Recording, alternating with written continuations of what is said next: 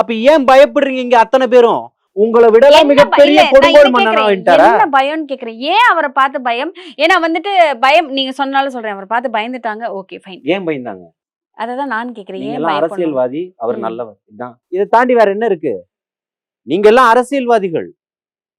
Election நேரத்துல 4 கோடி ரூபாய் பணம் மாட்டிச்ச தாம்பரம் ரயில் நிலையத்துல பிஜேபி இன்னைக்கு அதுக்கு எடுத்துட்டு வந்துருச்சா? ஊடகங்கள் எல்லாமே வகுத்துது. அண்ணாமலை போட்டு கொடுத்ததான் அண்ணாமலை போட்டு கொடுத்ததுனாலதான் நயினார் நாகேந்திரனுடைய பணம் மாட்டிச்சுன்னு சொல்லிட்டு இன்னைக்கு எங்க போச்சு அதெல்லாம்? சரி, தாவேகா பின்னாடி பிஜேபி தான் இருக்காங்க அப்படிங்கிற முன்னாடி பேச்செல்லாம் சொல்லுங்க. ஏன் பின்னாடி? முன்னாடி பின்னாடி சைடுல முன்னாடி பின்னாடி சைடு ரைட் லெஃப்ட் எல்லாம் சொல்லுங்க. பிஜேபினே சொல்லுங்கன்ற. பி டீம் ஏ டீம்லாம் ஏன் சொல்றீங்க? பிஜேபின்னு சொல்லுங்க. பி டீம் தாவேகா, ஏ டீம் திமுகவா? யாரு? அண்ணா திமுக பிஜேபியாவே மாறிட்டாங்க. அதனால விட்டுருவோம். ஏ டீம் திமுகவா? எல்லா மந்திரிகளுக்கும் ரைடு வரும்போது மறைமுகமா விஜய் அவர்களுக்கு வந்துட்டு பிஜேபி சைடுல இருந்து அதாவது ஆசிசவாதிகளோட ஒருபோதும் கூட்டணி இல்ல. உங்களுடைய கொள்கை எதிரியா தான் உங்களை முடிவு பண்ணிருக்கிறாரு. கண்டிப்பா புரியுதுங்களா? உங்கள்ட்ட மண்டிட்டு வாழணும்ன்ற எந்த அவசியமும் கிடையாதுன்னு சொல்றேன். நீங்களா துரோகிகள்னு சொல்றேன்.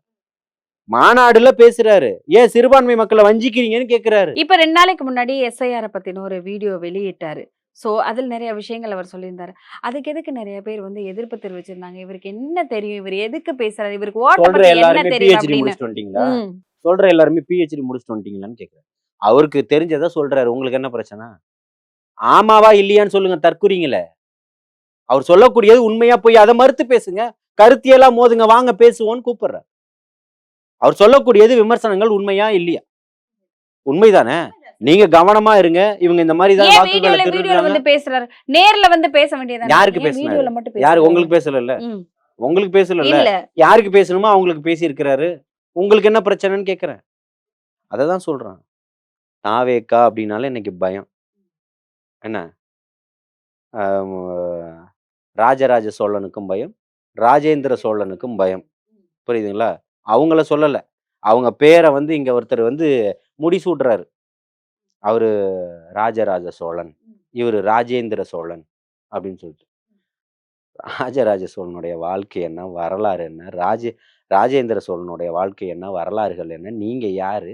சாராயத்தை ஆறா ஓட விட்டுக்கிட்டு இருக்கீங்க. பெண்களுக்கு பாதுகாப்பு இல்லை, படிச்ச பசங்களுக்கு வேலை இல்லை, படிக்கிற பசங்களுக்கு பாதுகாப்பு இல்லை, படிக்கிற பிள்ளைகளுக்கு தரேன்னு சொன்னது இல்லை. ஒரு போக்குவரத்து துறையை கூட உங்களால நடத்த முடியல. தனியார் மயமாக்குறீங்க.